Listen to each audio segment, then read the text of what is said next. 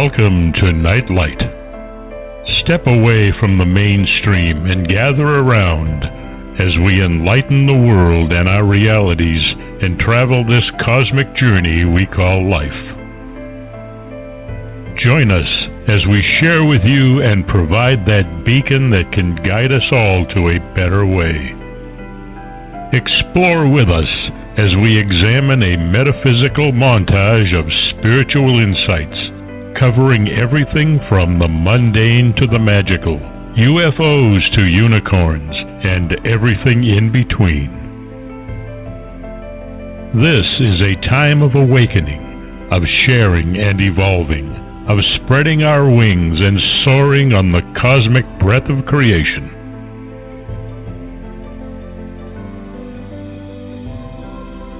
Come and join with other light-minded spirits as we weave our lights together to seek understanding, enlightenment, and, with a little luck, some wisdom. This is Nightlight, a reminder that you are never alone.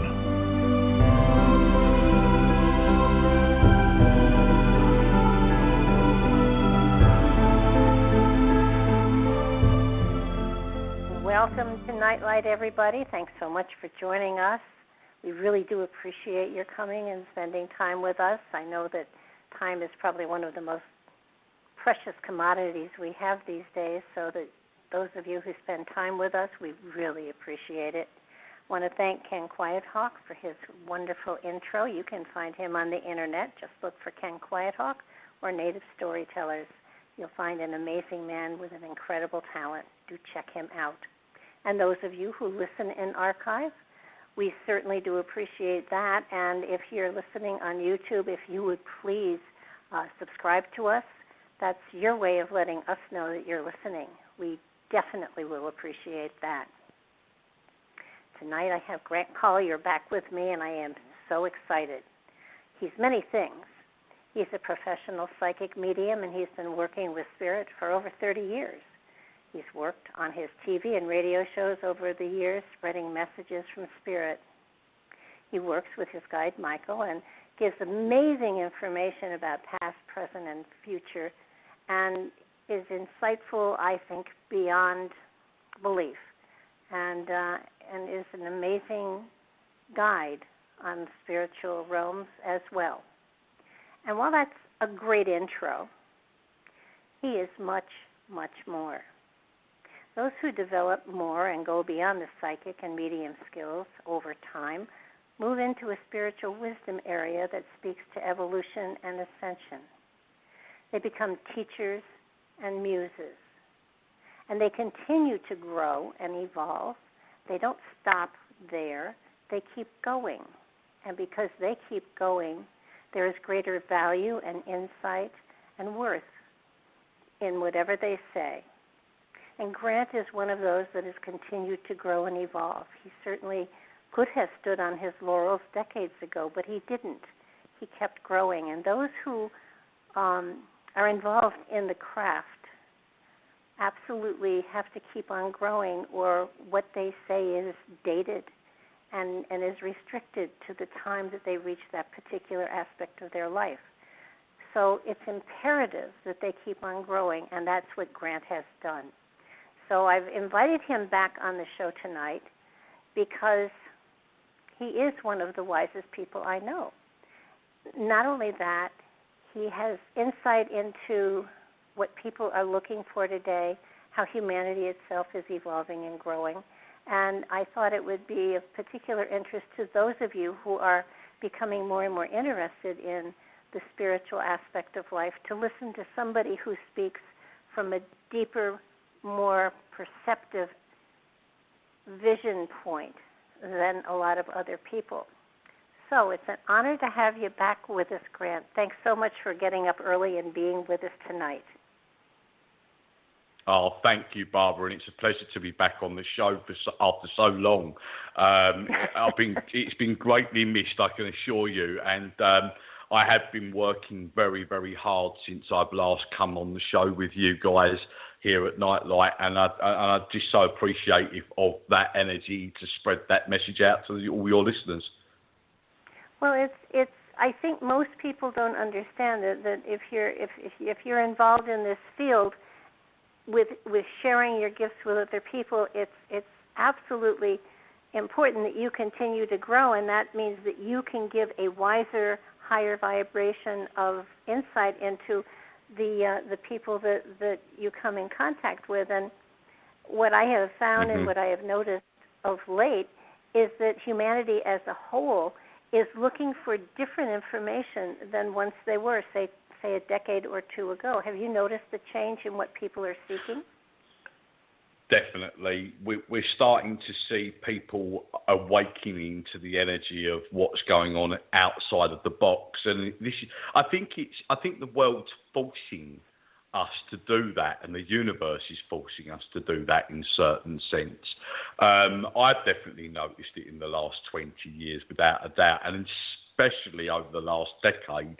And I think this is where, I mean, we talked about the Mayan calendar and where 2012 was at the time, but I've definitely seen that rush within that time zone. So I think that change of what the Mayans were talking about, and this awakening within the energy of the universe, and this dawn of this age of Aquarius is definitely on us now. And I think that it's important because this was all about looking at where we've been so destructive with each other for so long, and how we're evolving to realise that we are trying to save each other and save the planet. And I think that this is very much important, with probably the help of a lot of what I call universal being energy out there that we don't quite understand yet, but we will do in time. And I think that the more and more that we're in that constant energy of evolving and awakening,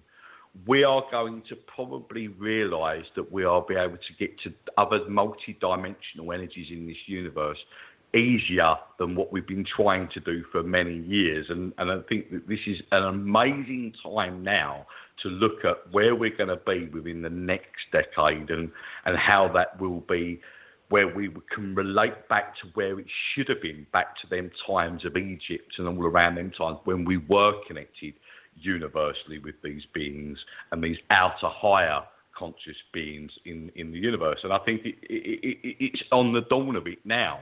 And I think it has to be on the dawn of it now, Barbara, because we are getting to hit, we're starting to literally put our finger on that destruct button. And what we're seeing is what we're experiencing right now in this world at this moment, with obviously COVID-19 and all these things that are generated within technology today, and how it can implement the energy of, resources of control and energy that goes on within that. And I think that within that, I always had this discussion with Michael going right the way back when I was about a teenager, about where life was going. And Michael's response to that was technology would kill us. Technology would overrun us and kill us. So we have to do something about that. And within that notion, the universe would intervene. Now, on that notion, the sun is doing things that we've been observing the sun for 30 years. And the sun is doing things that would relate to a Carrington event that could put a big wedge in the energy of where we're going technology, and put us back into the energy of the Dark Ages, if that makes sense. Well, we've just come to the end of a 26,000-year cycle, the progression of the equinoxes. Yeah. And so we're right on that precipice of moving in new directions, and I am finding more and more people aren't so much interested in the who, what, where, and when of their future. They're more interested in what are the tools I have, what can you tell me about, how do I get to where I need to be on a spiritual level? People are actually using those words, and I mean it really makes me feel good, because instead of looking towards a psychic or a medium or a muse or whatever for information, they want to know where are the tools, how do they get them, and how do they start to utilize them in their own life. And I think that that's an amazing shift for humanity to have taken. Absolutely. And I think, the answer to that question for a lot of people is stop listening to what is being given to you as a blockage. Like, I'm somebody that will not listen to what's being given. I will not be led by the sheep. I will only go by what my own inner spiritual consciousness of connection of the universe is telling me. And I think once people realise that if they separate their energy from the dimensional energies of this physicality, that they can then start to live their real life. And I think people are starting to want to separate from this world. I think they are starting to get pretty peeved with the energy of what's going on and how we are documented within that energy of control. I believe that people want to find their own self, and I think we've looked at this really, haven't we, over the last sort of 3 or 4 years, especially in America. Let's not talk politics, but let's talk about where, taking back the rights of our own energy, and especially here in England, within taking responsibility of where we need to be and not dominated by other energies around the world. And I think that this is something that, coming back to our own selves, is very much an area of awakening time, and it's an awakening time at the right time. And I've been waiting for this for quite a long time now, probably about that decade, Phil, when I felt that these situations, what are happening now, is happening. And I think that within that, I think that we're starting to see this major shift in the pattern of where we're connected, where our brain capacity function is allowing us to open up on, i.e. like the pineal gland, where we're connecting within that energy and where we're getting that other information. Because it's important, because we're having to save what is important. And this physical dimension, this planet, is important. It's very unique in one of the universes beyond the multi-universe. But it is a very unique planet that holds intelligence. And the thing is, within that field, that's why we cannot destroy it, because and the higher being energy, may that be alien race energy, something that's more higher vibrational energy than where we are, a higher understanding, knows how important this planet is, and they are linking with us within that process, and we're getting visions of things that are out of this world. Not all spirit that people are seeing are getting, are human-like visions. They're getting visions beyond that.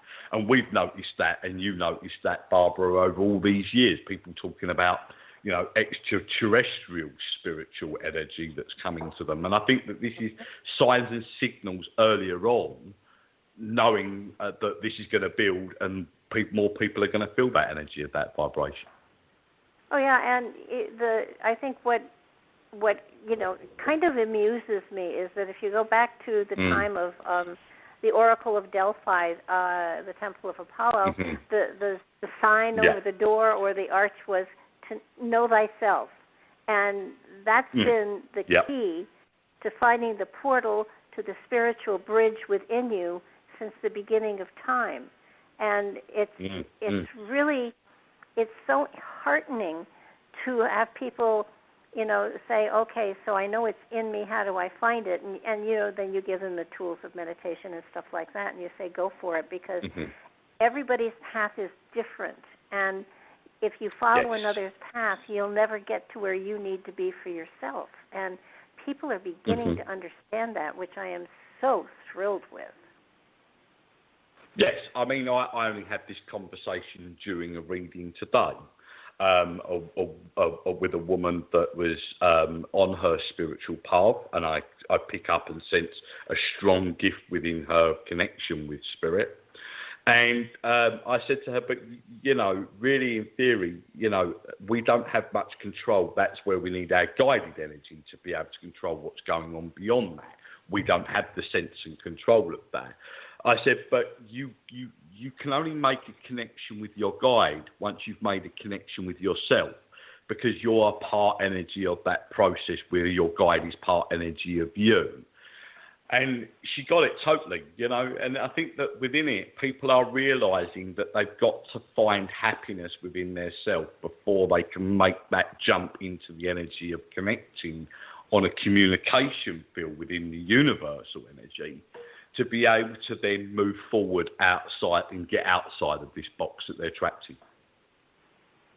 Yeah, it just, to me, it's been, certainly the last 9 weeks have been an amazing journey, because we've been given time to go inside of ourselves, to investigate, to take stock, to declutter, to do whatever it was that was appropriate. And I really feel strongly that I know at one point when I was doing, I think it was the forecast for March, I said that the earth and humanity itself was going through a birthing process. And while birthing pains hurt, they don't kill you. And at the end of the time, at the end of the process, you have an amazing awakening, whether it's a newborn baby or a newborn concept of self that takes you further into the spiritual realms, so that you can start to grow in a way that your spirit, had planned before you even came into this incarnation. That's it. I mean, I can remember having this conversation with my guide, Michael, back around about August last year. And I felt this change coming up. And Michael said to me, the change is going to happen. The balance is going to come in 2020. And I went, well, what do you mean? He said, well, you look by March next year. He said, you'll start to see that change happening. He said, and I thought, well, okay, that's great, because it means that there is a balance coming in. Now, on the knowledge of what I was feeling, didn't make me feel, there's a catastrophic energy of a pandemic going on. But I suppose in some respects, Michael wasn't going to sit there and scaremonger the energy and put that out there.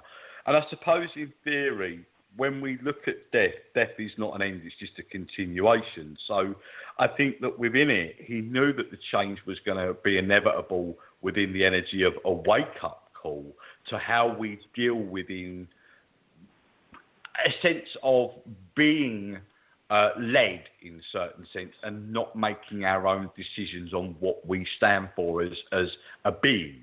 And I think that within that feeling, this is what we're starting to see, and rightly so. It is a rebirth. It is almost like we've gone through a massive cycle of energy, and now we're coming what we class as in this dawn to Aquarius. We've been so much in that energy of Pisces for so many years, for decades and hundreds of years of that, in the age of Pisces. We are now coming to the Aquarian energy. And that Aquarian energy is all processed within, think about the air sign energy. They're doers. They're people that make, voice their opinion on something more deeper, where the Pisces energy is a little bit more laboured and lazy and lethargic in certain sense.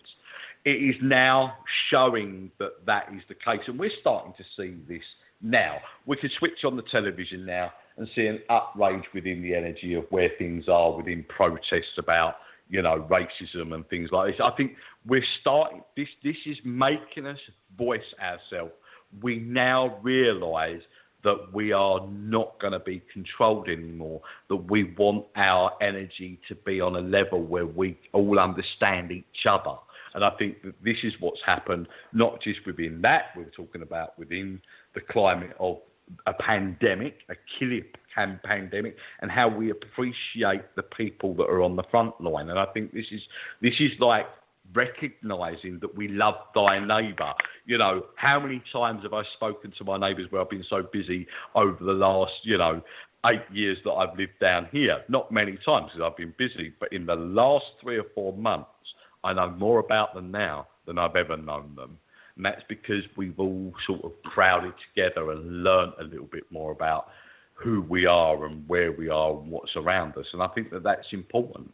And I think that within that spurs that energy to spread a message on a big scale. We don't take time to learn about other people, unfortunately. We're not talking about us individuals. We're talking about everybody as a whole. So we're coming together to learn about each other, and this is what the universe's intentions were. So was this meant to be? Yes, it was. Everything is meant to be in certain respects. As much as in some respects that it is a negative, or it is horrible that we're losing so many people's loved ones along the way. At the end of the day, it's a balance, it's a call to the energy. The universe says they will be reborn again, and these people's energy will depart from this physical existence and carry on, and then their energy may come back and be part energy and evolve that energy again through somebody else's life. It's just one continuation. So it is just bringing balance to, one, the energy of this planet, but how that echoes out across the universe. Yeah, I can't remember, well, in my lifetime anyhow, and even in history, when the whole planet was experiencing the same thing at the same time. So this has to be, one of those poignant points in history where we all are in the same. But well, wait, the last time was probably the Great Flood, because everybody was killed except for Noah and his family and a few giants. So so this is it feels as though, and of course every generation says this. So I'll just speak for mine. That this is a time of new beginnings, and this is a fresh start, and it really, really Absolutely. is. And Jesus says, question everything, which is great advice. And we have more or less, as humanity as a whole, basically trusted large corporate structures that, as it turns out, did not have our best interest at heart. And now everybody is waking up to that and questioning. And so I think there's a new consciousness that is really starting to form. Don't think it's all the way there yet. It's probably going to take another maybe 2 to 5 years before there is another consciousness or focus on life itself. But there's a sense of understanding that perhaps we haven't questioned enough, perhaps we have not taken enough responsibility for our own journey on the planet at this time. And it's an amazing awakening. I'm just so excited to see it. I wish it could have come easier, but I don't know, unless the whole world was involved in it, I don't think it would have been much to the point, because then you would have had sections that were ahead of or behind. We're all together in this, and I think this is an unusual time. We've never, all of us, been suffering or experiencing, not so much suffering, but experiencing the same thing at the same time ever before. And well, if you look at it, Barbara, you've got to sit there and think to yourself, why is it happening at this time? Well, it's happening at this time now. Now, this pandemic could have come forward, or a disease could have come forward, wiped the world out, but we wouldn't have had that connection to talk about it. With technology today, it's come at a time where we can pull together as one world, that we can revolutionise the energy of spiritualism and connection with the universe in a massive way. And I suppose in some respects, and a lot of people, and I've had this discussion a few times in life, a lot of people don't realise that a cell phone in their hand that can communicate around the world, the television or the TV that they watch in their living room, is made from the elements of the earth.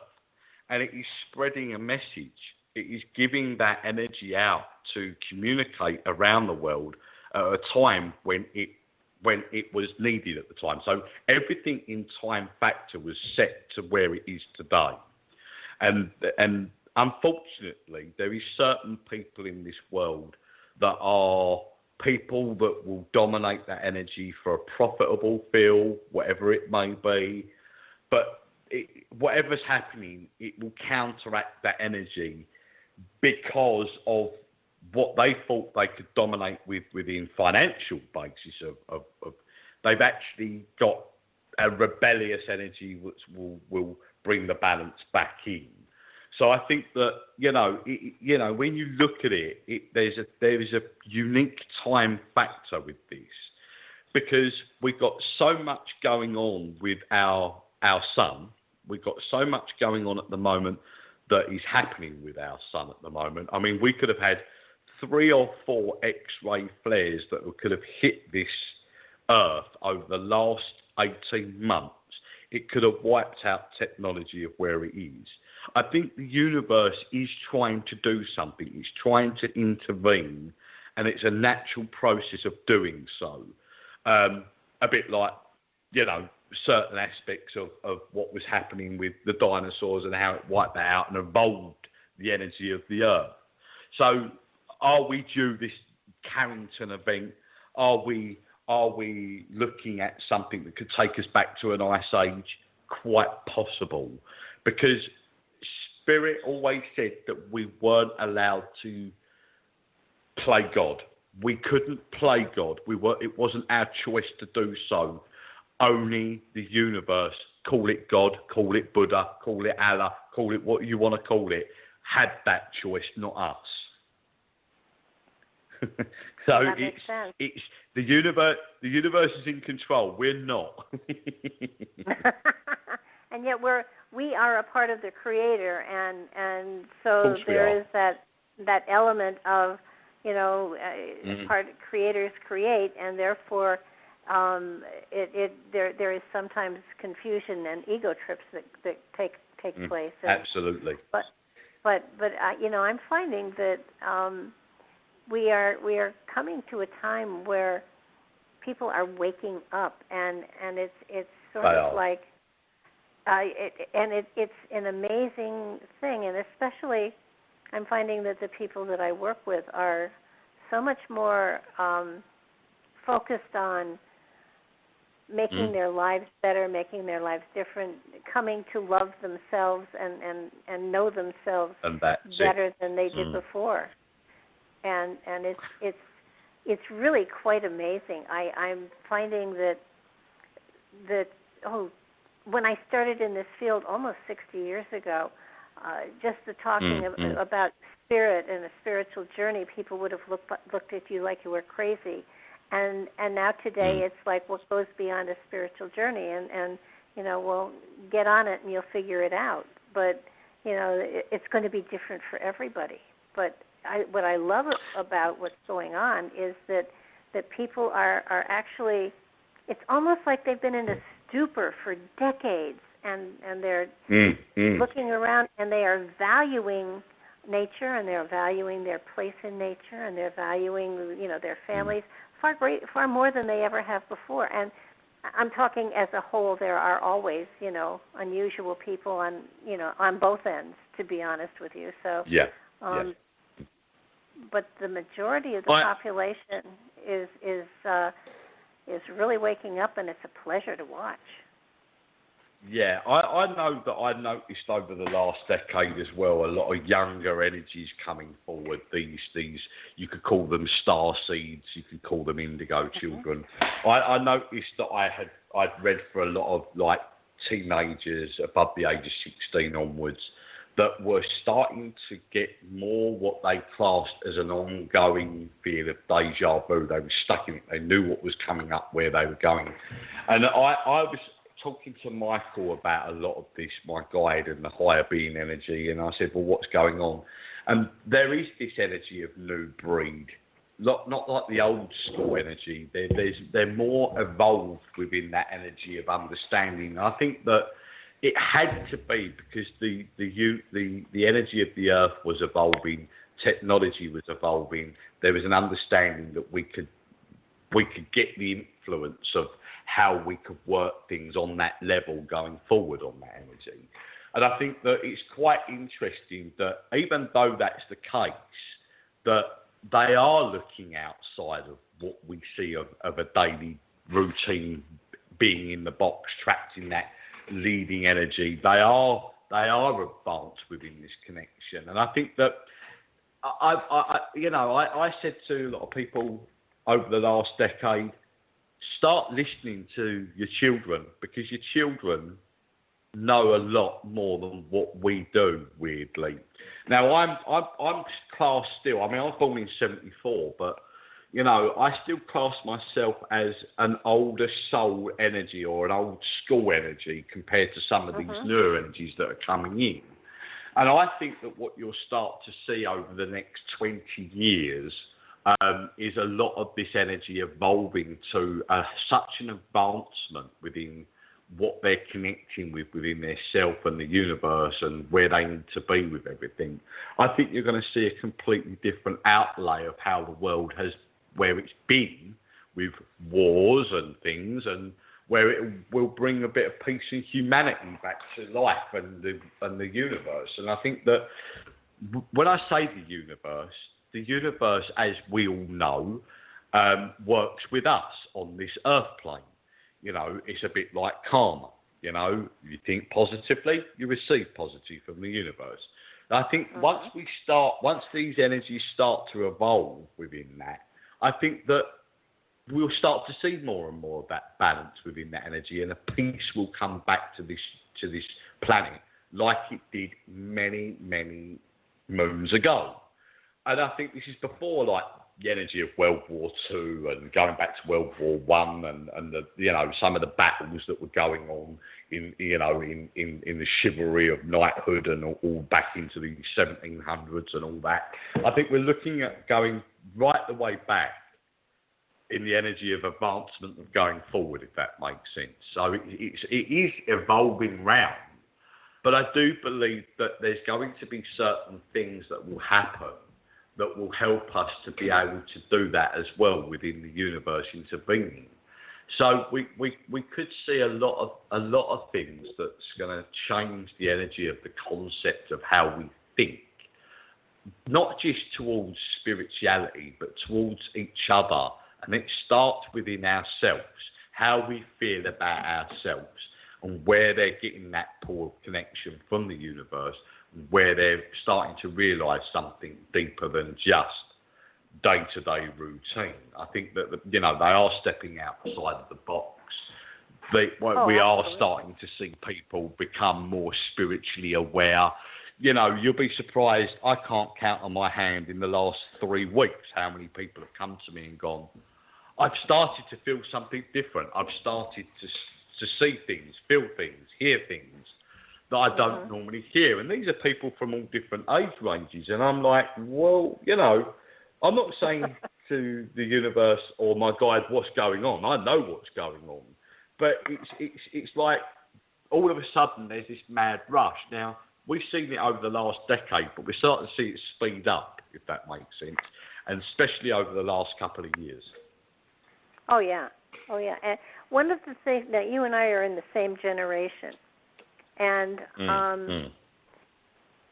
I have found that our generation was able, those who were really, really gifted, like you are, we're connecting to Michael and some of the other archangels. I'm finding that the younger kids today are not connecting to that kind of angelic energy. They're going to a different kind of cosmic energy. Are you seeing that? I mean, it's not that it's less or more. It's just a different energy. Again, this is something that I've seen, and I think that I had this question to Michael a long time ago. I said, Michael, as a guided figure, when you show yourself to me, is that you showing yourself as you were in a previous life or whatever? He said, no. I am showing you with what makes you comfortable with what you're seeing. Because my niece came to me. And my niece said to me, and she's big into anime stuff, you know, like the cartoony sort of Japanese energy, like, you know, Pokemon and all these sort of things. She had an angel kept appearing to her, what she classed as an angel, but it looked like one of these sort of anime characters. And it showed itself as an anime character. I said, well, look, it will show itself whatever it wants to show because you feel comfortable with it. You know, if you're interested in aliens and you want to see an alien, then a guided figure will show itself as that form as much as it may well have served itself as an energy, as an alien being. Because the thing is with it, you know, it's like when we're working with spirit. If somebody dies and they die at 80 years old and they're your grandfather or something, he may show himself as a younger person. He may show himself as an older person. Or you lose a child at 6 years old, maybe of meningitis or something, and then, you know, you see that child still at that age, 20 years on, or he may show himself older than that, where he's grown up in spirit. And I think that it's the same principle within the energy of what feels right for them and what spirit or the universe wants to show them to make them feel that they can relate to it. And I think that unfortunately, with the energy of the world, I'm not particularly religious on that energy. I'm Church of England, so I have no religion as Catholic faith. But I think the thing is with it, I suppose that really in theory, when we look at the faith of Catholic faith or Christian faith, it's not as big as where it used to be. So I suppose in certain respects, I mean, it's still big, don't get me wrong. I'm not saying that Christianity is not big. But I think that the world is developing and changing now where it's not shoved down our throat 24/7. So I think that a lot of new energies that are not looking more so much to the godly side of things, they're looking towards the energy of the universe and what they see within what they see around us. I mean, you know, children today are online 24/7. They're tapping into the energy of what they class as a futuristic energy field. So I think for them, they can relate to that better in certain respects. And this has been going on. I mean, you've got people in their 20s now that have been living in that conformity for the last 20-odd years. So we're still talking about young adults. We're not talking about children as in under the age of 18. But what we're talking about is that it's evolved now where it's got to a point where the universe is going to make them feel comfortable with where they're sitting so they can accept it easier. You know, sometimes, you know, unfortunately, Christianity to a lot of people, Joe Blogs, you know, they may not relate to it because there was no proof to it unless you went to church on a Sunday afternoon and you went there and a man dressed as a priest there would tell you that God was there and blah, blah. Society has changed a little bit more like now. It's not the same as it used to be. So I think that we are evolving and connecting with the universe in a very different way within what we see as a godly approach in certain sense. You know, I don't think I've heard anybody even in the last year that's come across that's talked about God in a fashion. You know, they don't talk about it as much as they used to. I mean, years ago, you'd always talk about God and that connection and pray to God or whatever. And I hear more people talking about praying to the universe.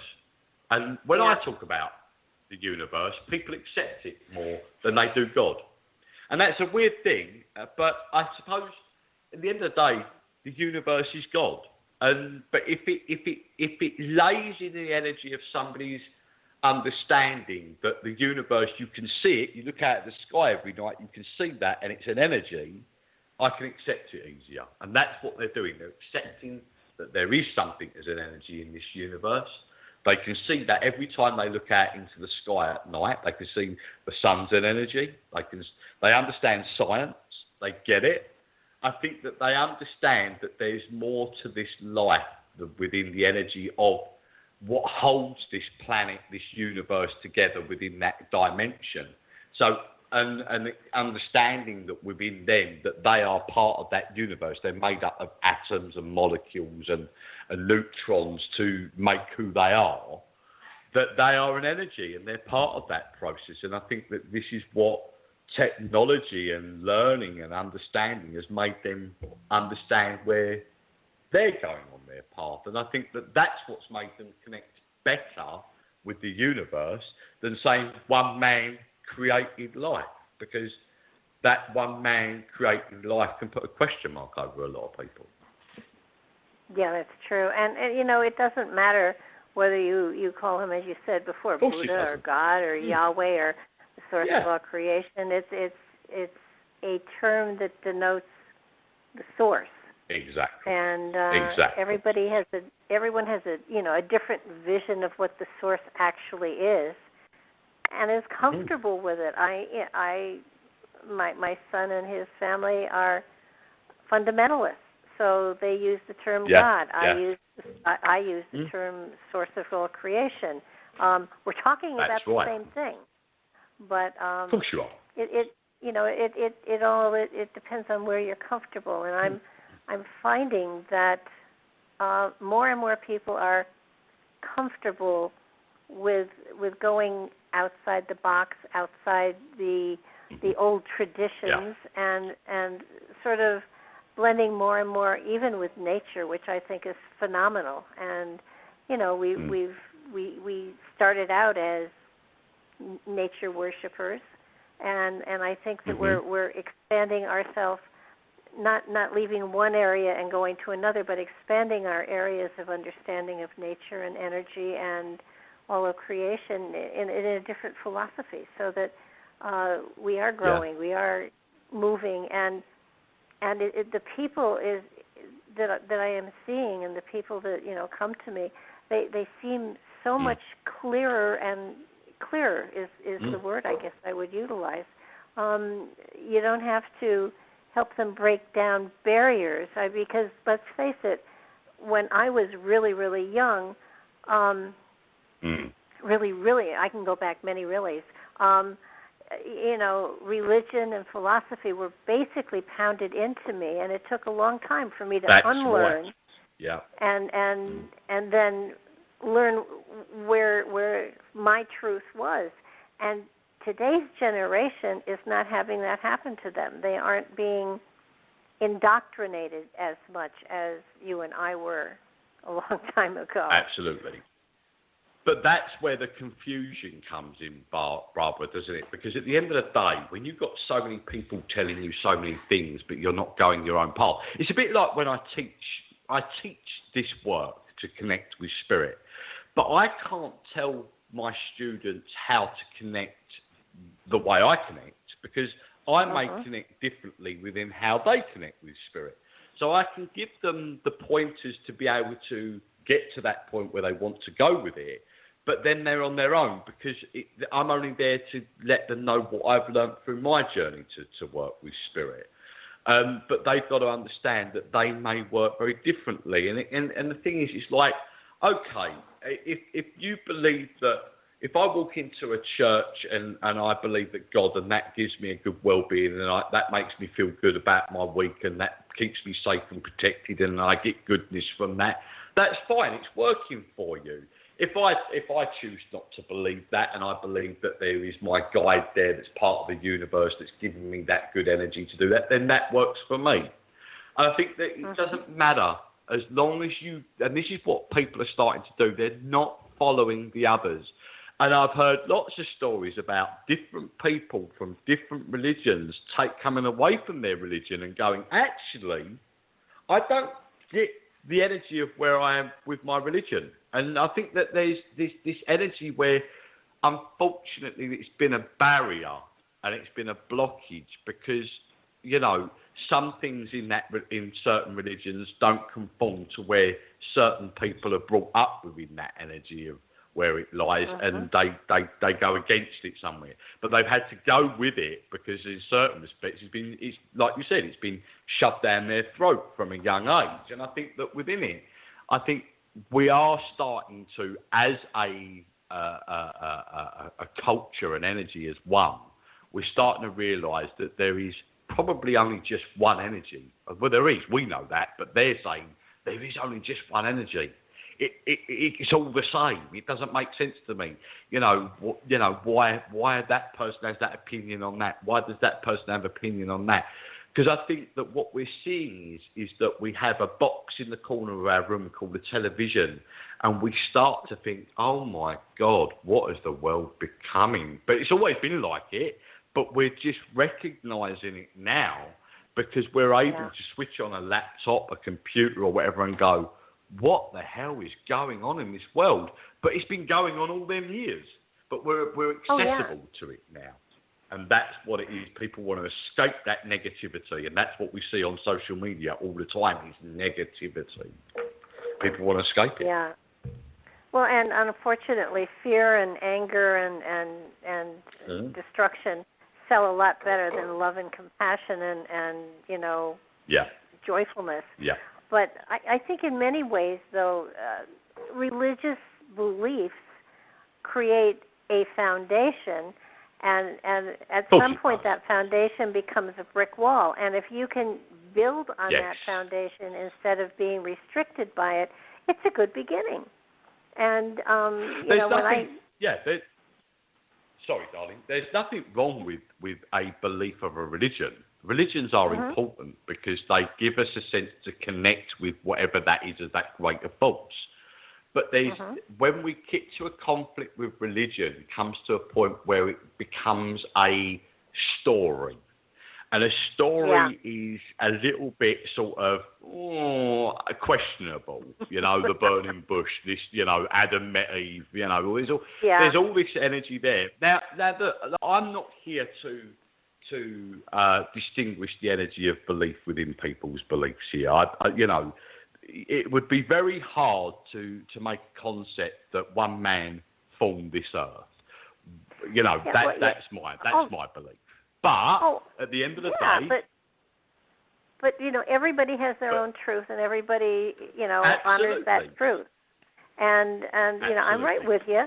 I have tried to investigate a lot of the quote unquote stories, and I have found some of them make sense, and some of them don't. Some of them are great parables, and they do teach a good spiritual lesson. But it's sort of like everybody has to.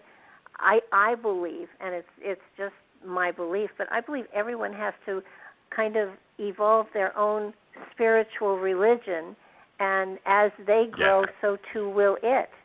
And if it's an organized group, then you become restricted by the confines of that group, and you can't go beyond them. So that my preference has been to be a solitary practitioner of whatever my belief system is. So it doesn't hold me back. It's like, let's check this out because this looks like it's fun.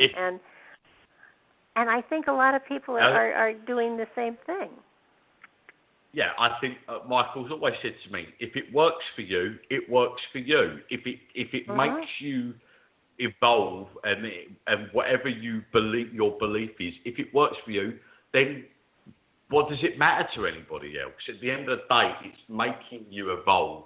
It's taking you on a journey, and then suddenly you'll make your own mind up with it. And that's exactly, I'm in agreement with that. I have no disagreement with any religion at all. I actually think that religion in certain respects is a concept. Where I don't like religion is when it causes conflict and war, which is unnecessary. But the thing is with it, I'm not here to dictate to anybody about where they are within their belief. I believe that a belief system is a good thing. It means that it gives us something outside of our routine of life to be able to endearingly go forward and evolve on into the energy of something that's beyond what may be within that energy of that religion.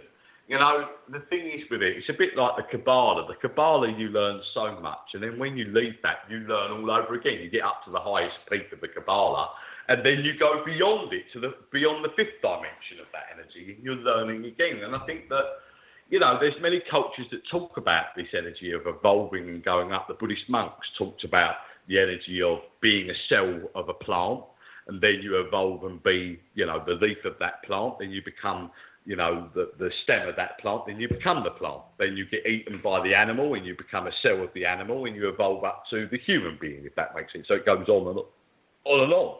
And I think that it's a good thing that we have a concept of understanding from different religions that there is this evolving energy, and there is this energy force that allows us to evolve to a point where we are beyond our own physical capacity. And I think that that's important that we do that, because I think that within that energy, it's going to make us realise where we need to be beyond this physical dimension, and what we will have to learn in another dimension, a non-physical dimension.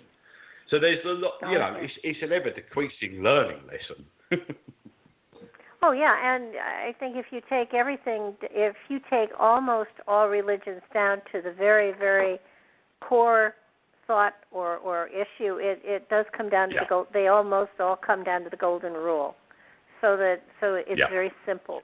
It really is simple. Absolutely. And as structures grew and philosophies and everything, started to evolve, they lost the purity of the thought of a creator and, be kind to one another because you're a singular family.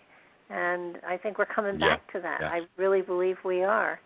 And, it's so exciting to watch stuff happening and realize that I find that almost every 10 years I go through a shift of some sort. On a spiritual level. And this year is a shift year for me, that, things are expanding and I'm looking in new directions and I'm stretching myself more. And I think most people do have that kind of a rotation, whether it's a 10-year or a 5-year or a 7-year rotation. Everybody has one. And if you look back at your life, if you have a long enough life, and certainly you and I do, you can see where those phases were, where there was almost, you stood still for a while, and then suddenly there was a spurt of growth, and then you stood still for a while, and then there was a spurt of growth. And I'm seeing a lot of people beginning to spurt, and it's such a pleasure to watch. But the cool thing is that everybody that I know just about is stretching and moving in new directions. I'm feeling it too, and I'm seeing it too. And the reason I wanted to connect with you is that I would bet money that you're feeling the same kind of a stretch. There's something new coming, and you're being made ready for it. Absolutely. It's like I'm sitting in anticipation. But I think I've been sitting in anticipation for this for about the last sort of 6 years. I felt it coming a lot longer than where it was been over this last couple of... I felt it, don't get me wrong, I felt it very strongly over the last year. But especially over the last 6 years, I started to feel that pull coming in. And it was a weird thing that Michael was saying, actually, because Michael said to me back at the time of the 2012 theory within the change of what was going on planetary and everything, he actually did say to me that 2012 wasn't the actual change. And he said to me that 2016 would be a big change. And I believe that a lot of political things were happening around 2016 where we started to see a lot of changes beyond that point of 2012, where things are now starting to get to where they are now in 2020, 4 years after that. So I think that within it, we started to see this progression coming forward probably about sort of 6 years ago, where we started to see this energy, or 4 years ago, where we started to see this energy of reform within the energy of where we're starting to see people standing up, where we've got people in power that are looking at these energies of, you only got to look at where things are in America with Trump. Trump's more the energy of a man that wanted to bring the energy back to, not being ruled by, that political side of things. He was more the businessman, and we've got that energy here in England as well, in a certain sense.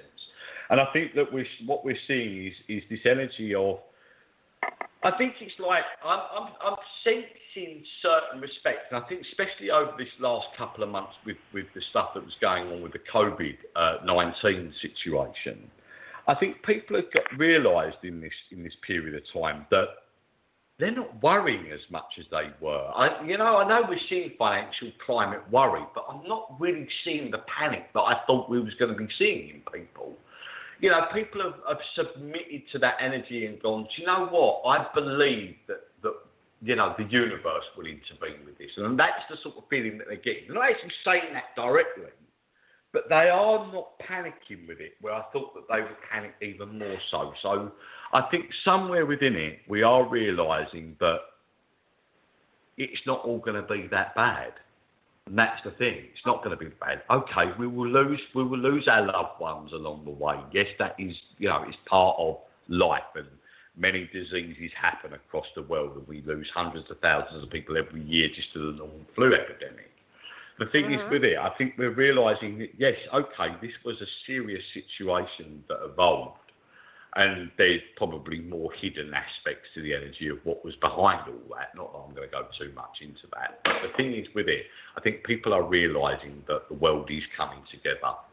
And it's coming together slowly but very quickly. And I think that what you'll start to see is this sense of, freedom of speech, a lot more people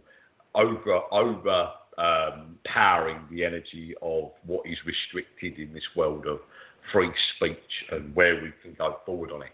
And you've only got to look over the last sort of decade of how much spirituality is out there just on the internet. I mean, I can go on Facebook and see so many people connecting with spirit, giving readings, giving,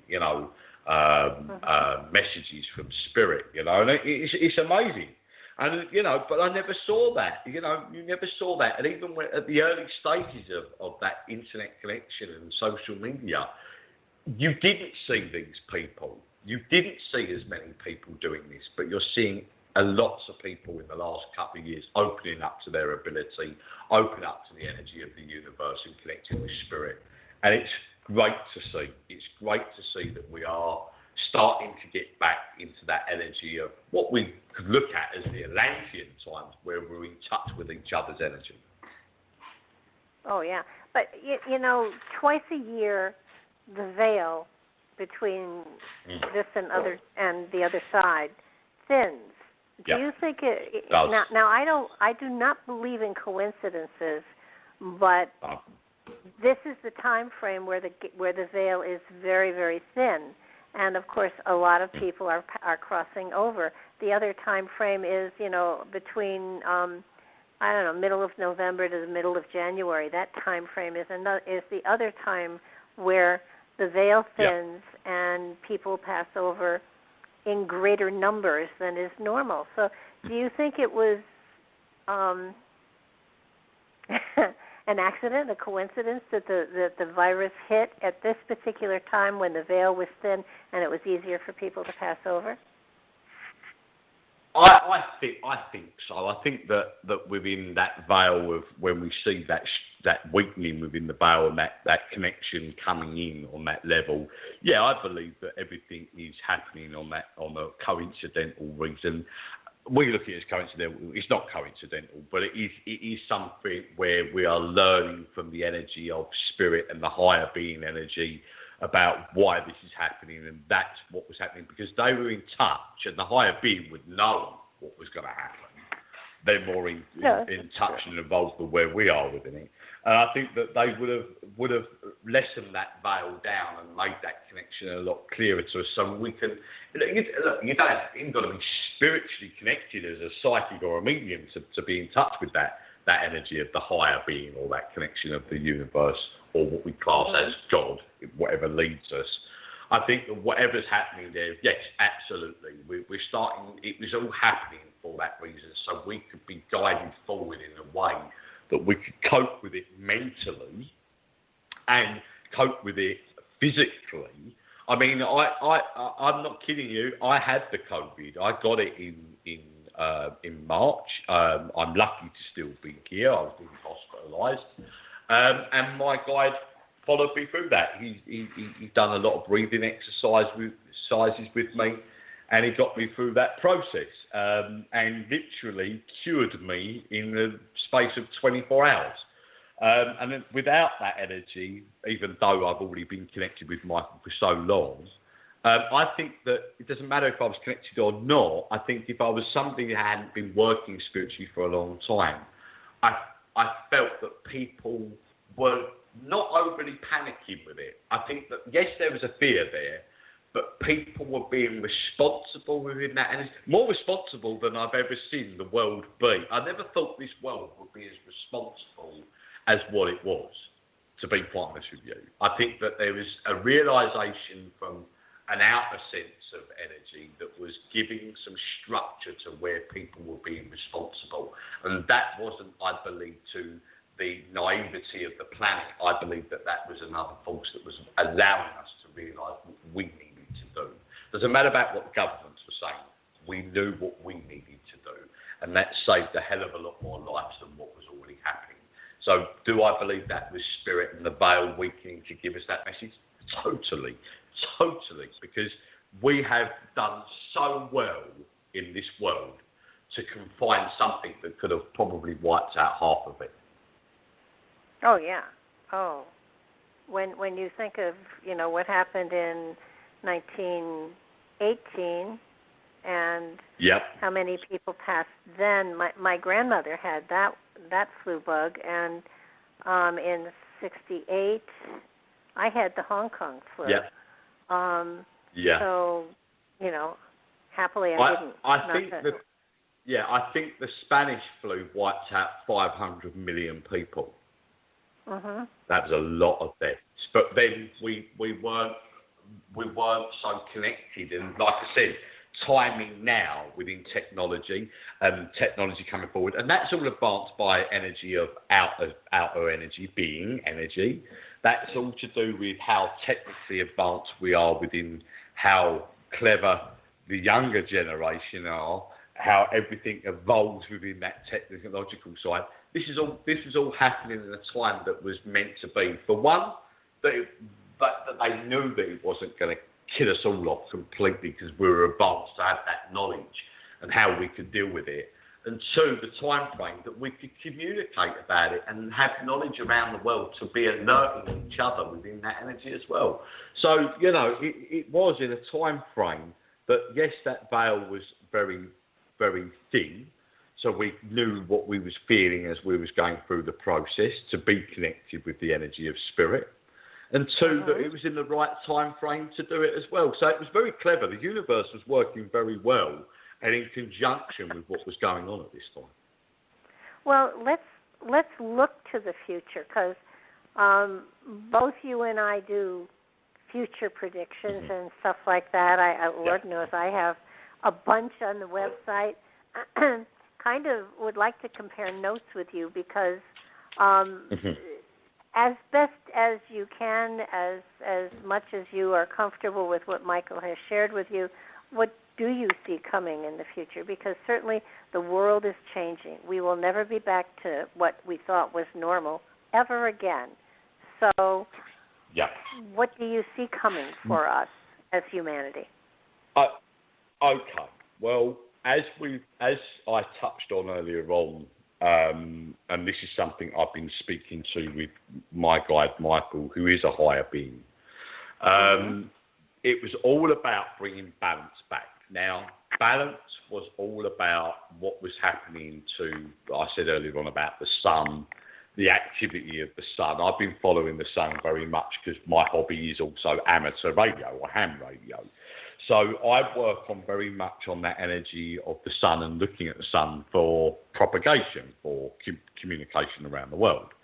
And what we've noticed and what we've been seeing, and this is what Michael was relating to me and what he was talking about this energy of something that was going to intervene within the universe, that was going to stop what was going on within that process. And then I've had more deeper conversations with him over the last 6 months about it, especially over the last sort of 2 months, what was going on with the situation of COVID and that the sun was going to start to take in this energy of, because we're at a solar minimum now.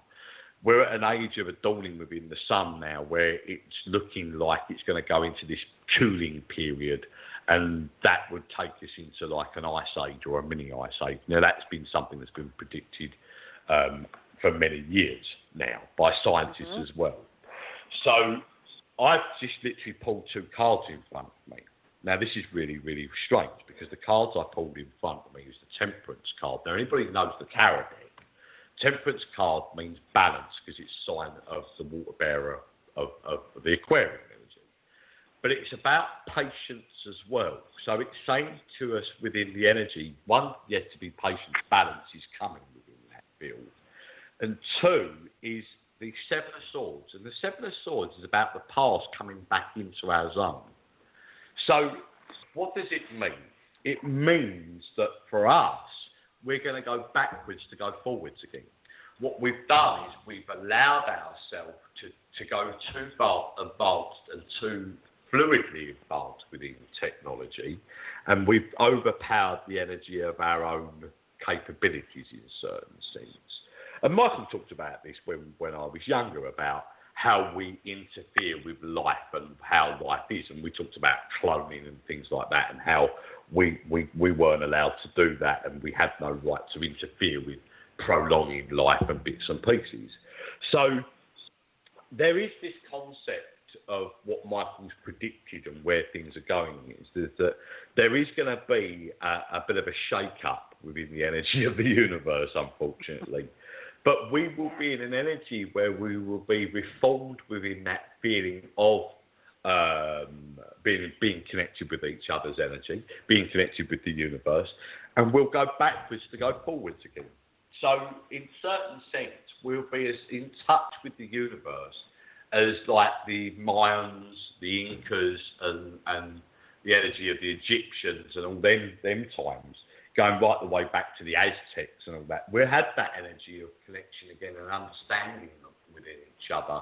But what we'll do is we'll probably learn more about a different way forward of destruction or non-destruction and not going down that path. But we'll have that naturally built into us. Now, that doesn't mean to say the world's going to die out. I don't believe that the world will die out. I believe the world will do enough to ruin the energy of where we're going within that sense. We're in an area of our decades of life where we can survive the energy of things of an ice age now. We can deal with it, where we couldn't have dealt with that the last ice age thousands of years ago. So where we are now is advanced enough to go, yeah, okay, we can survive that energy, or a lot of us can survive. Doesn't mean to say all of us will survive that. A bit like all of us won't survive COVID-19, unfortunately. But we will evolve within that energy to work more spiritually with an understanding and a concept of evolvement, where we can go forward and go, well, that didn't work for us, and something intervened within that process. Do you understand what I mean? So what we've got to do is we've got to work on each other's energy to rebuild something and reform it and put it in a different light. So this, we're not talking about in the next coming couple of years. We're talking about, probably 60 to 100 years away. I still believe that life is going to conform to the energy of where things will be pretty much dominated and controlled by what you could class as a 1% government. Now, 1% government is something that David Icke talked about for a long time, a bit like the Hunger Games theory, where domination of control and, microchipping us, and this is what they're talking about now, to track and trace us for where COVID is and bits and pieces. This is something that this theory has been talking about for a long time, and David Icke talks about this, and I'm a big believer in what he's giving out, because this is what I was getting before. Now, people don't know who David Icke is, and I'm sure a lot of people do out there. He would have talked about the reptilian energy, the Palladian, the Arcadian, and the my brain's just gone dead. But all the other energies of all the alien, the Aryan, and also the Syrian energy. So he talked about all these particular different aliens. He talked about the Illuminati and all this sort of thing. So what he was trying to say is that this was something he had been seeing coming for a long time. And he wrote books about this, 15, 20 years ago, that there was this 1% government that was going to come in, like the Rothschilds and, the millionaires, the multi-millionaires, that would come together that would try to dominate and control the energy, overpowering the energy of the governments as well as we know it. Like our politicians and our presidents and whatever that wouldn't have the understanding about what was going on. They're overpowering them now. But there's that energy, it's all to do with greed and that energy. So there is a lot of that going on in the future, and there is this concept, unfortunately, of control. If you look at things like, do you remember the film Minority Report? I think it was the one where they had the pro-cogs, or I forget their names now, but they were like psychics and they could pre-emphasise crime. I think it was Tom Cruise in it. There's a lot of this energy that's conflicted within that energy of using and misusing the energy, or misusing the energy of some of this psychic ability that's coming forward. So I believe that people are being advanced within their psychic abilities, but that could also be used in a negative way as well, or in that energy, which we know that's been done in certain sense. That was being done in the Second World War with the Germans. So I think there's a lot of it where technology is going to come into the concept of our vision. They're going to be able to see things within our prediction, within what's plugged into us, to be able to see our future and use that energy of information as like a precog energy to see this energy of what's going on, to stop crime before it happens, or all these sort of things. So I think that a lot of what you saw in Hollywood will actually come to fruition within a certain sense. I think that this is stuff that's been evolving within the energy. And why do things come out of Hollywood? Because somebody had a vision of this somewhere. And that's why the big creative energies of Spielberg and people like that, they saw these things and made these films what they were.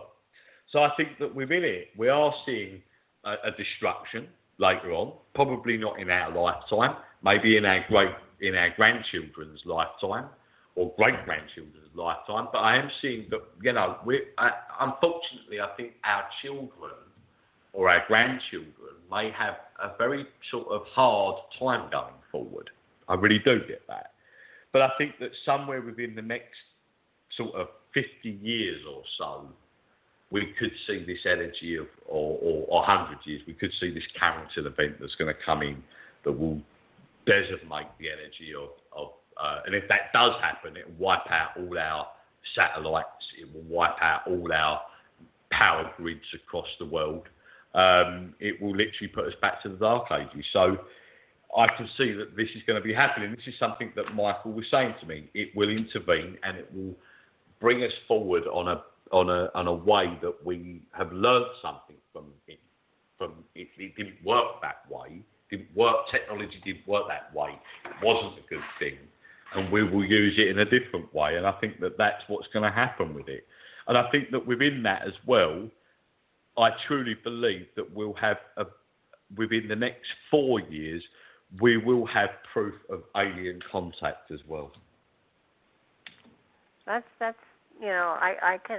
I agree with you on that. I do feel that, especially at least what I've been feeling is that this pandemic was, first of all, I think it was on purpose, but I think it was on purpose to cull the population, and not only to cull the population, but to inflict sterility on a lot of people as well, so that our birth rate, forget the next year, because I'm pretty sure the population's going to have a sprout because nobody could do anything. So, but I think after that, we're going to find that the birth rate plummets. And to me, as far as governments and organizations and everything, it feels like there is such a battle going on a dimensional level that we don't see, but that there is this battle between the one percenters and then whoever the others are, which I'd like to think it was us, but that I do feel that our forms of government are going to change probably within the next 10 years. But along with all of that, it felt as though, and one of the things that came up in the last prediction that I did was that there is going to be an increase in the ring of fire, which is going to generate enough energy to shift the course of the Earth, so that it does feel as though there is a shift in the Earth that we will see and we will experience. If you look at our seasons, they're changing. And I do feel that, it's not going to be a shift that we all get a jolt. It's something that is happening. But the Native Americans are saying that the sky is wobbling. So it does feel as though the course of the Earth is changing. Now, if the course of the Earth changes, our seasons are absolutely going to change. And because of that, I feel there may well be food shortages of sorts, because the farmers are going to be confused for a time as to what their planting and harvesting seasons are. So I think the next couple of years are going to be unusual struggles for everyone. But it also feels as... Go ahead. Yeah, I was going to say. I mean, with a lot of people have been questioning the 5G thing and what's going on with 5G at the moment. And 5G, what people don't understand with 5G is the difference between 5G and 4G is that it runs on a different frequency level. It runs on a higher frequency level. Now, that frequency level runs at 60 hertz. Now, within that process, with it being such a short wave but running on a higher frequency level, it means that we would have to have these cell towers or repeaters, as we call them over here, on every corner of a street. So they wouldn't be like 6 miles apart or whatever. They would be very close. And the RF pattern that comes off of that would lower our immunities. And basically, the shamans have been working with, bowls and singing bowls, and the Tibetans have been using singing bowls for healing for years. Certain frequencies in our bodies work on certain frequencies. For healing, we work on frequencies with singing bowls. You hear the bowl, it vibrates an energy out, and it heals us. What they realise is that when we're having an RF signal vibrating out at 60 hertz, it lowers our immune system. So this is why people have been up in arms about 5G and what's going on with it.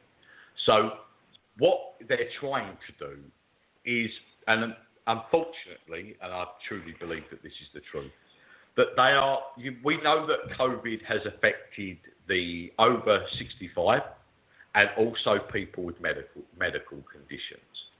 Why did they put out a virus that was killing older people and people with breathing or health conditions? I'll tell you for what it was. It's because they didn't want to pay out for the welfare or the people that weren't contributing back to the energy of society. So if you're over the age of 65, you're surplus to us now. We don't need you if that makes sense. Or if you're not contributing to society and you're claiming a benefit through welfare, okay, then you're not contributing to the energy of society. So you're non-surplus to requirement. And this is exactly what they were doing with it.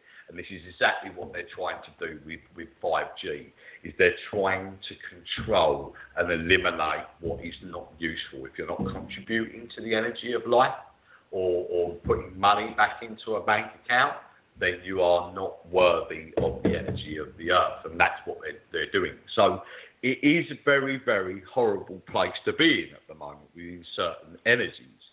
But this is why the world is changing, and the world is going to, and the universe is going to intervene, because it can't go on. And you're right, something is going to happen, Barbara, and it's going to put that energy into place and knock out that energy of negative greed, because it's one of the 7 deadly sins. Greed, because a lot of it's all about money. And money is an energy. It's not a great energy, I've never liked money. I don't think it's something that any of us should have, because I don't like money. I don't like this separation of labelling or branding. I think everyone should be as an equal. I think everybody, I think that causes a lot of frustration, negativity. You can hear a child coming and go to their mother, I want what my friend's got, but that family may have more money than that one, I think that we've become a very naive, greedy world. And I think that within that energy, it's caused a lot of conflict within that. And I believe that will be stripped from us. Yeah, I think there is a lot of avarice out there. And, being comfortable is okay. But the more money you have, there is a level, and I don't know where it is, but there is a level where you become so possessive of money, you don't want people to take it, and your character changes because you're worried that people are going to try to get what you've got. And so having nothing makes you in a better place. And I've been in positions in my growing up where there was a lot of money and then there was no money, and then right in the middle is a really good place to be. Yeah. But I'm having trouble figuring out where the middle is these days, and I think a lot of people are. I think you're right. I think everybody are. So, but it really is interesting though to watch people shaking off what's happened, and what I am so impressed with it, and I said it before, the entire world was put on a time out. Now, hopefully. Yeah. It made enough of a difference and a change in some people. It made a change in everybody. What's really cool is that if people pay attention, they're going to see what some people say and what they do are two different things. It gave everybody an opportunity to be much more observant as to who are those people who are really living what they're speaking, and those who are, and everybody's living what they're speaking, and fortunately or unfortunately, some people are showing their true colors, and in doing so, it's going to cause another shift. And I think that we're going to see a destabilizing of the status quo, and a new status quo is going to be established. And I do think we'll see that in our lifetime. The massive changes you're talking about. No, well, we may have to come back another life to check those out. But the governmental, the structures of government or corporate entities is going to be shifted and changed, I think, within the next 5 to 10 years. Yeah, I totally agree with you. It will be like that, because it'll have to be like that, and the universe will make it that way. People are shifting within their vibration within what they feel within their life, and I think that it's a good thing. It's a good thing. It is a balance, and a balance doesn't happen in 5 minutes. It may take time to us, the spirit. There's no time in the energy of the universe. So for them, it's a very quick time. I think that even if we looked at this within the next 6 to 10 years, to the universe and the energy of what they wanted to happen, that's, like I said, there is no time in that energy. So it is a very quick space of time for them. But I think that within it, this world, like I go right back to the beginning, this world is important. And the trouble is, we are destroying the intelligence and the importance of this world. As much as a lot of people will go, or then people will say, well, the elderly aren't important. The elderly are important. The people that are suffering with certain things of respiratory problems, we learn off of them people. They are as important to us in society as somebody that is starting out in life and maybe contributing to the energy of something within putting money across the financial energy of the world. But I think that, I think there's an energy of shift coming in and balance because it has to be. But I think we'll see it dip before it gets better. But through that dipping, it getting better, we will evolve, and we are evolving. We're learning to love thy neighbour, and that's important. We're learning that we won't walk past somebody on the street. We will ask them how they are, if they are homeless or whatever. We're looking out more as a nation because we know that them people that we didn't realise were that important are important. They are here to serve a purpose as much as the people who they thought was the important people. Well, Every single person out there is important to us, but we're now realising that. Because every single person from day to day, we learn one little thing off them. May it be one little tiny aspect of a learning process, we are learning from it. And then people that haven't got a lot in life are normally the ones that are spiritually minded, the ones that have gone through the hardships, the ones that we learn more from. And I think that that's been not recognised, and now people are starting to recognise it. You know, I've done a lot with my work over the years, and I could have took a lot of advantage within the energy of my work and sat here as a millionaire and sat somewhere in a combo somewhere in California right now. But that wasn't my path. That wasn't what I was duty bound for. Money didn't faze me.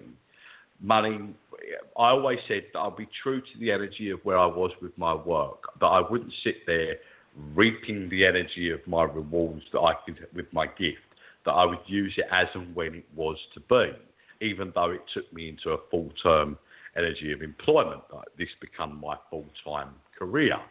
But I didn't take advantage of it because I was true to the energy of spirit. I was true to the energy of the universe. And I knew that I was there as a responsible energy. And I believe that people are becoming responsible. People are being in touch with that energy on the same energy of where I was. And I think that you're going to see a massive shift of energy, like you said, that's going to change people. We're starting to see that changing now. We're starting to see that turn in people. They're evolving. They're understanding that money isn't everything. You know, life is more important. Understanding and love is important as well. Well, yeah, and the elderly are our memories. And hi, I'm here. You know, the elderly are the memories of the past. They're the living memories, and you know, when they're gone, if we haven't listened, then we're doomed to repeat old lessons, which are, you know, very sad. And it really is important that we get to a point where I have found that the universe always takes care of me. And those times that I try to manipulate things, I usually make a big mess. And, you know, learning to trust that the universe is going to take care of you so long as you're responsible and you're living in love and you're sharing your energies. Are you going to be rich? Probably not, because if you're rich, then you become, you know, sort of atrophied as far as, you know, actually having to get out there and being creative. And so long as you're being creative and you're sharing and you're loving and you're being spiritual, and that doesn't mean that you have to wear a white sheet and go to the mountaintop. It means that in whatever field you are in, you apply that love and compassion to everything that you do. The universe takes care of you. The universe gives you, of course it does, you know, moments when you do have more than you expect. But I think that what we're seeing here is a whole shift of a way of life, and I really feel that a majority of the people get it. But now that, you know, things are loosening up as far as, you know, quarantines and all of that, I am hopeful that we don't need to be reminded of it again with another. I don't think the world will ever shut down again like this. I don't think that will ever happen again. No, Michael said to me when this first came around, and I said to Michael, what's going to happen with this? He said, yes, there would be a second wave, but the second wave wouldn't be as disastrous as the first one. So, what did he mean by that? I think what he was trying to say was that yes, there would be a counter effect of a second wave, that we would slightly see a rise within the energy of coming back to normal society, but you was going to get that anyway. So he said, I wouldn't worry about it. So I think that you will see a continuation within that for a little while. Will it be in an energy where we have to be in complete lockdown? No, I don't believe that for 1 minute. That's not the way Michael gave it to me. He said, yes, there'll be a second wave, but yes, it wouldn't be on an energy where it would be controllable, where they wouldn't have to lock us down, where it would be, in an area where they couldn't control it through hospitals and the amount of people coming into hospital. So I think that not only that, we are very advanced within the energy of where, vaccines are coming into place. We've got so many energies working on this now. I think the vaccine will come by about September, earlier than predicted. So I believe that a vaccine will come forward. And something will come forward more on the energy of that, and I believe that within that notion we'll have more control over it. So no, is it something that's going to evolve into something worse? Because all viruses evolve into something either less worse or worse. No, I don't believe that. I believe that if anything, this will fade out in time, and we'll be back to normality as a whole, really, by 2021. But yeah, I mean, it's still in a sense of worrying that we're still going to lose thousands of people, and we are still going to lose thousands of people. We know that at the moment it's just hit South America, and unfortunately the ethnic majority, and it affects more people in that ethnic group. But we'll get that. So you might see some sides of it where it will hit certain countries, where it might affect more than where others will. I think that, but within it, there is that sense of control and understanding that we won't bring it back round to where it's already been. So I think that really, in theory, we've got worry, but we haven't got as worry where we've been, really. The worry is that we've got over the worst of it, so that's good. Yeah, I have my fingers crossed on that one. But short of, predicting a new ice age in about 100 years, what do you see coming, as far as the weather goes for the next year? Well, weather, we're still going to have these floodings come forward again. I think we've experienced a lot of floodings here in England over the last sort of few months, especially in the early part of this year. But I believe you'll see freak weather field factors coming up. Michael talks about the energy of massive earthquake coming up again. So you've probably got an earthquake coming up again in the west. I actually feel that will be more towards around your sort of out of zone field. So it's more around your Thanksgiving time. So you may have something shifting within the plates across the western side of America. I believe that you're just looking at that. You're looking at floods going on the other side of the world. Like Australia had the fires all across there end of last year and early into this year. I think you actually see a complete opposite. You'll see a lot of flooding going on that side of the world as well. So I think there's a lot of shift patterns going on that we're seeing within the energy of what's, and we know that a lot of our Earth weather pattern shift is happening from what's going on within their situations of our sun and what can cause that energy. So I think there's a lot of energy shifts going on within the energy of the sun that causes what's going on within the climate of the Earth. And I think that we're seeing a lot of these shifts because of these large coronal hole masses that are going on, that are still conforming around. We are in solar minimum. I mean, we're in an area where we're not getting any flux activity or magnetic energy across what we've had over the last sort of 30 years.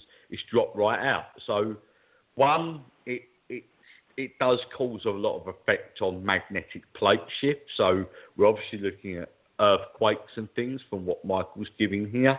We are looking at volcanic energy because obviously earth plate shifting will cause a rise within lava coming up from the Earth's core. So I think that we're seeing a lot going on there. I mean, I know they predicted a lot to do with Yellowstone Park. I think that's going to lay dormant for quite a while longer. I don't think that's going to come forward as much as where it was predicted in such. But I think it's due to give off that eruption within Yellowstone Park, and that could cause major effect. But that's not within the next year or so. We're talking years and years down the line. But over the next year, yeah, we're going to see some quite harsh weather, unfortunately. I think a lot of, especially a lot of rainfall coming in still, a lot of flooding. I don't get so much on, I get earthquakes, but I don't get so much on tsunami going into next year. So there's no real worries of that coming in. But overall, it's not too bad, if that makes sense. I think that within it, somewhere, it's no different from your normal natural disasters or small natural disasters within floodings and things. But there is a few earthquake activities going on out there. Yeah, there's a zone in the United States called the New Madrid Fault Line that went off in 1813, 14, I think, and it was a magnitude 9. Yeah. And there's been a lot of activity in that area, and every year I predict it's going to erupt. So I'm going to predict it's going to erupt so that it won't. Because I promise you, the year that I don't say it's going to erupt, it probably will. Probably will, yeah. But yeah, it's just sort of like, dang, for 10 years I've been saying I think the New Madrid line's going off again, and there has been some definitely some activity there, and in some ways the Mississippi for a while was draining into the fault. So I think something's going on there. I don't know what it is, but I do believe it's going to happen.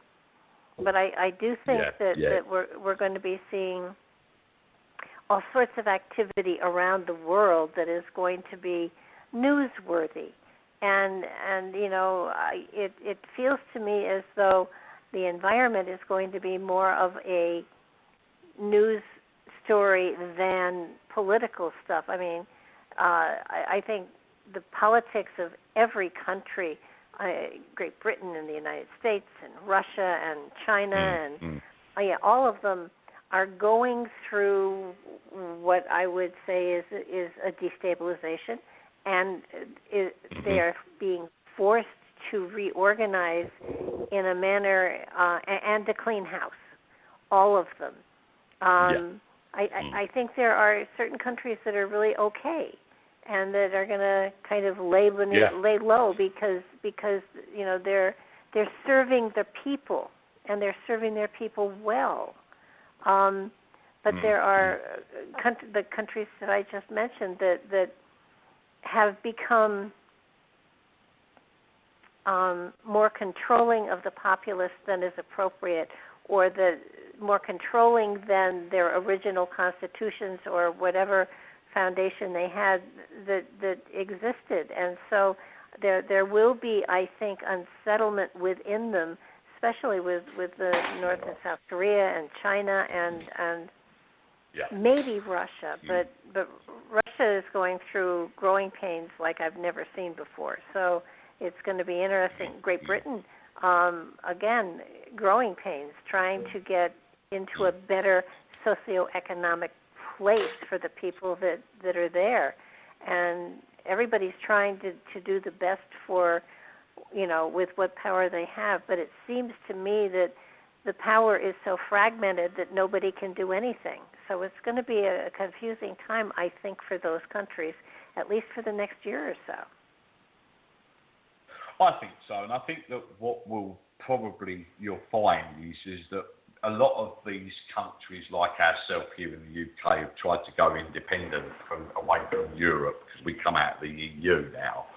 I think what you'll probably find is that we will try to conform to the energy of going back to that sort of, Great Britain feel, that energy of we are Great Britain and we're going to stand by that energy. I don't think that'll work out for us somewhere. I've got a feeling that somewhere we realise that somewhere that's not working for us, that we do need to be combined as one whole unit worldwide, be part of Europe. I think that that's something that, there's been debatable for a long time with our Brexit theory and how long it took us to get to that decision. And I think that somewhere within it, I think it was wasted time in certain respects. I think somewhere within it. And I'm all for, being independent. I'm quite happy to do that. And I'm quite happy to stand on that line. But I think that within it, certain sense, I think that you'll find that a lot of that energy of unity of trying to be independent is not going to work out somewhere. I think that they will realise in time that, and it's a bit like America as well. I think America tried to make that independence happen as well, but I don't think somewhere it works. And I think they'll realise that it doesn't work. And I think, again, this situation is making us realise that we can't be independent because of what we need worldwide. As like PPE and stuff. There's that theory about the one world government, and you see it sort of coming. I'm not sure it's a good idea, but you do see it happening because America was talking to Canada and Mexico about kind of forming a triad. You have Russia trying to regather its states, so to speak. I mean, there is that there's that aspect of different groupings trying to get together. China trying to reunite itself, and once that happens, then it's not a matter anymore of conquering as much as combining. For strength, I guess. It seems to me that it's something that may well happen, even though it does. If it's one world government, and it will go to government for one world religion, and so then you have the essence of, oh my gosh, then this becomes almost a dictatorship, or it becomes a kingdom, and that doesn't feel right. So I don't know. Maybe we have to try it to find out it doesn't work, and then have it for a couple 100 years before we all revolt and go our separate ways again.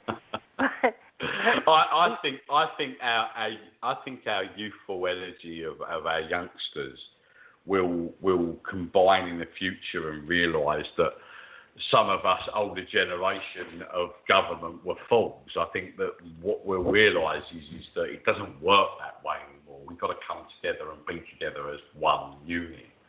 But I am fearful about this 1% energy, or this dominating field that's going to try and go the way it's going to go somewhere along the line to just disrupt a situation, to overpower. And I think that really within it, I think that it will destruct itself and go back the other way. We are going to learn, but I think that naivety of where we've been over the last sort of 20, 30 years within trying to control. I'm all for countries getting together. Where I get really frightened and upset is when corporate entities like Big Pharma, like the Catholic Church. I mean, I'm all for countries, but I don't want entities. And in many ways, these corporate entities are like aliens. They want to be treated as an independent individual country, and they're not. And they are worming their way into our governments. Well, I suppose this is what, the theory was within, if we talked about the energies of the alien energies and what David Icke talked about and what I talked about, and before I even knew David Icke's work, was this energy of the reptilian energy coming in and taking over and forming this Illuminati field, this energy of control in the energy. And we know that if we look at where people's conformity is, I've always picked up a lot of this Syrian energy that's coming over the last sort of 20 years. The Syrian energy was talked about with Michael and the higher being and all Egypt and things before 2012 anyway, way before 2012, about this Syrian energy. Now, we all understand that the Syrian energy was the blue cat-like alien, and this is where they formed the energy of the film Avatar.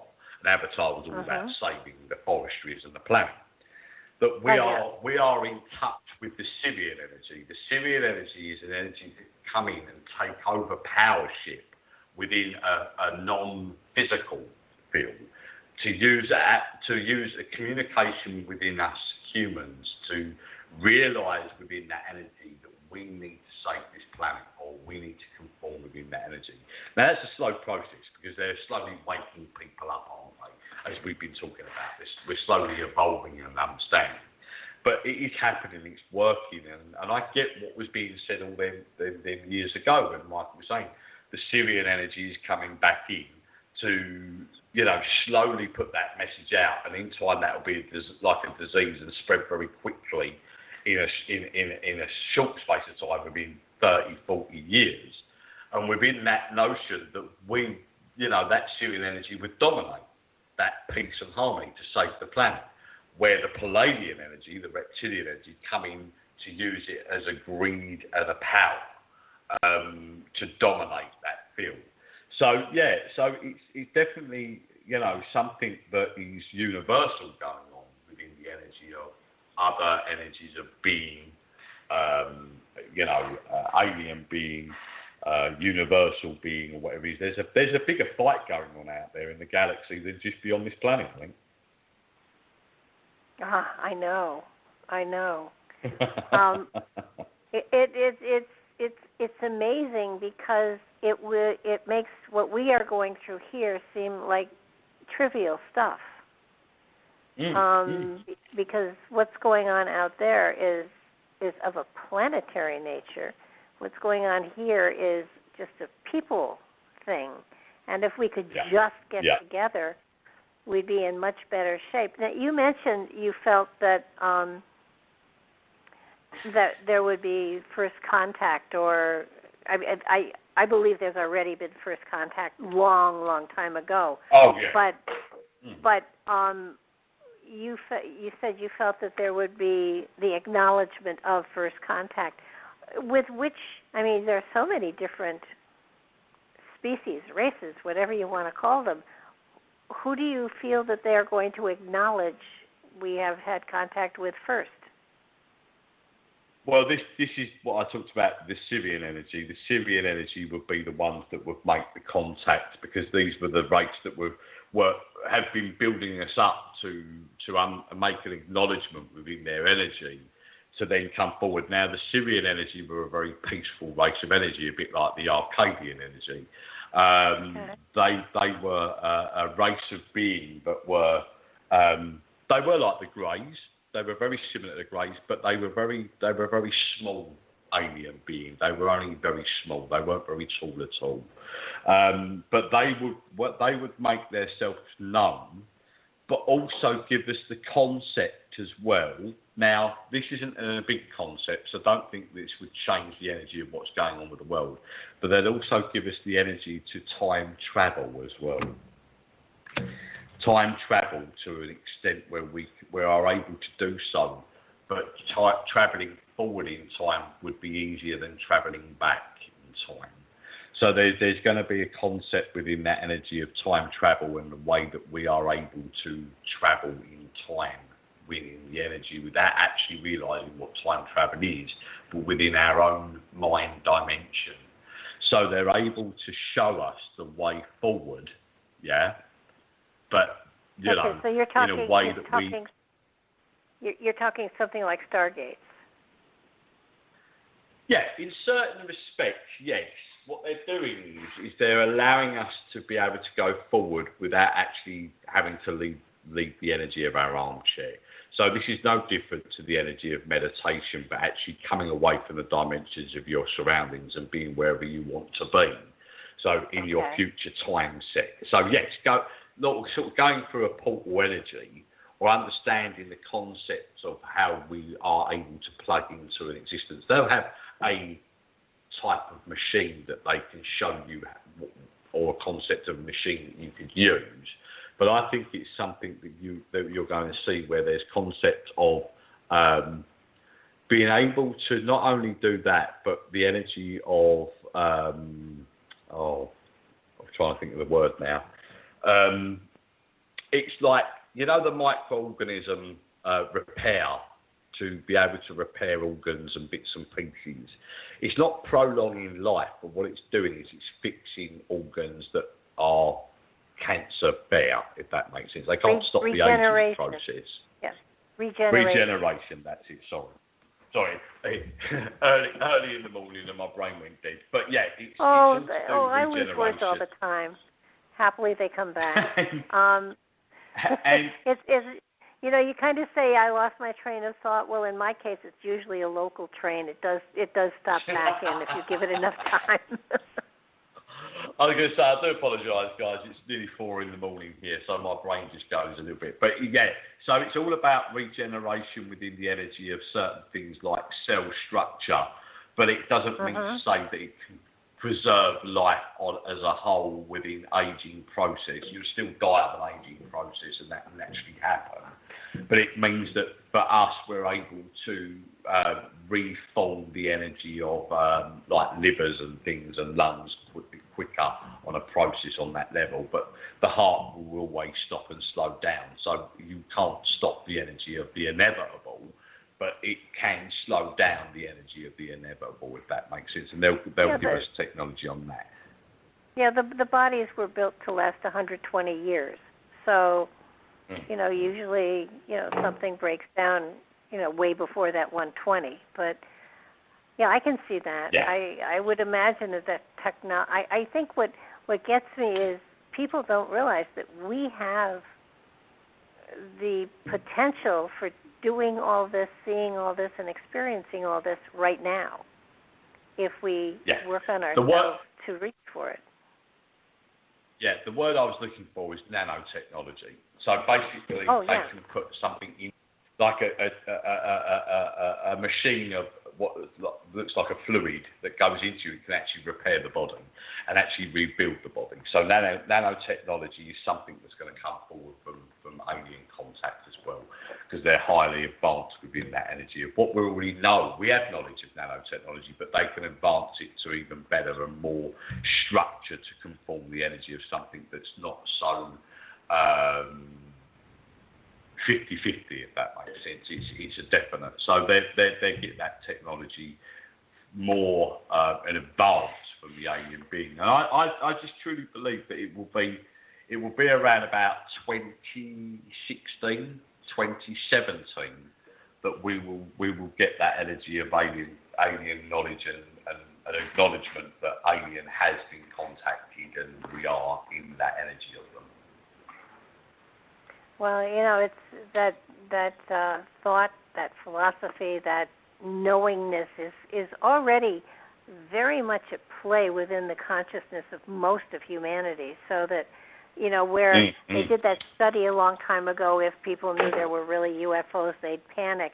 Well, they know there are UFOs. They know there are aliens, and it's just kind of like seeing and having it proven to you is a whole other thing, and I think it will definitely shift and change humanity greatly, and hopefully humanity will have grown up enough so that as that happens, as that occurs, we're mature enough to be able to say, okay, is this peaceful? If it's peaceful, you know, what can we share with each other? And I believe that day is really coming. It's just that there's so much garbage out there that is warping people's acceptance of the fact that it's going to have to be a relearned thing.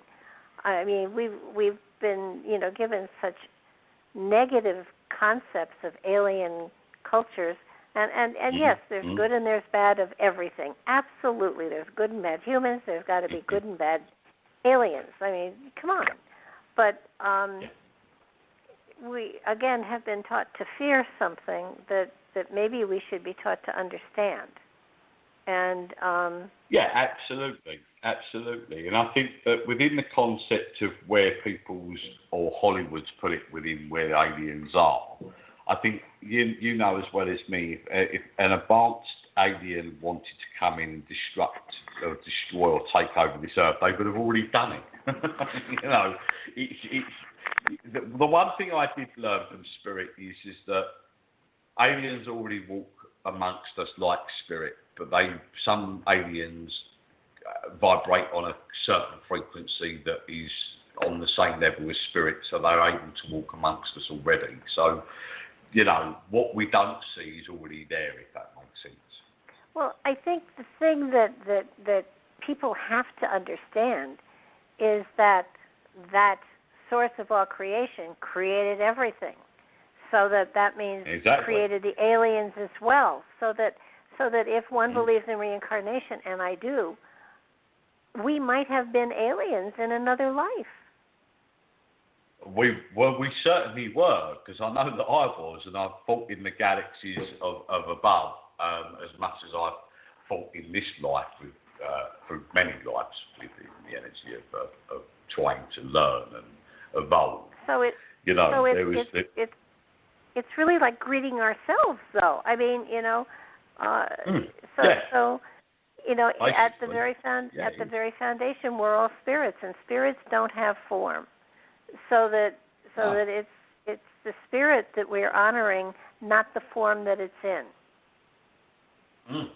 Absolutely, because all we're doing is technically communicating and connecting with our future selves as well within that energy, because you know we are going into different multi-dimensional energies. When we leave this physical dimension, we're going into other dimensional energies, multi-universal energies. So there's so many dimensions to it that you know we're just learning pretty much from ourselves. That's what we're doing. It's so cool, isn't it? Really. Well, it is. Because life is one continuation. It doesn't matter what form you're in, may it be a physical or a non-physical form. It doesn't matter if you're in an alien form or what is alien. I could be aliens walking around New York. I'm an Englishman in New York, so I'm an alien to that area. You know, aliens have been depicted as something... Yeah, exactly. So aliens have been depicted as something bad or this whatever, and all they are is a higher being. That's all they are, is like another angel. That's all they are, from a different dimension. Yep. Absolutely. I just noticed we're almost out of time. How can people connect with you or to you if they want to get a hold of you? Okay, you can go visit my website at www.grant-colyer.co.uk, or you can visit me via my Instagram page. That's Grant Colyer. And you can also visit me over on my fan page on Facebook. It's Grant Colyer Psychic Medium. And you will see me demonstrating my gift and me connecting with spirit from time to time on there. And you can keep updated with what's going on around me. I'm a very busy boy at the moment with a lot of things going on work-wise. I'm doing other radio shows as well. And I'm also doing a lot of work around the southeast of England. With demonstration work within my work as a medium. So yeah, just grab me through their ends. But if you have real problems trying to find me, just Google Grant Colyer, Colyer, Universal Medium. Google that and you'll come up with everything on there, and you'll find my website on there anyway. Fantastic. I thank you so much for tonight. I so appreciate you just going in another direction with me, because I think it's so important we put other material out there as well. Absolutely. And it's it's my big passion. It's my big passion, Barbara, to talk about this work, because my work with spirit isn't always connecting with someone's loved one. It goes way beyond that, as you well know. Absolutely. Well, we'll make a habit of this on a pretty regular basis if that's okay with you, because I think there's going to be a need to get more information out there as time goes on. I would be more than happy to do that, Barbara, and I want to thank you again for letting me in on your show, and I hope all your listeners have loved listening to this conversation tonight. Well, I'm sure they have. I certainly have had a wonderful time, and I thank you so much. I really, again, let you go back to bed and get some sleep, but thank you again, and I will be talking to you soon. I want to thank everybody for joining us tonight. It's been a pleasure, and hope you got as much out of it as I did. So have a good night, everybody, and good tomorrow. Stay safe. Good night now.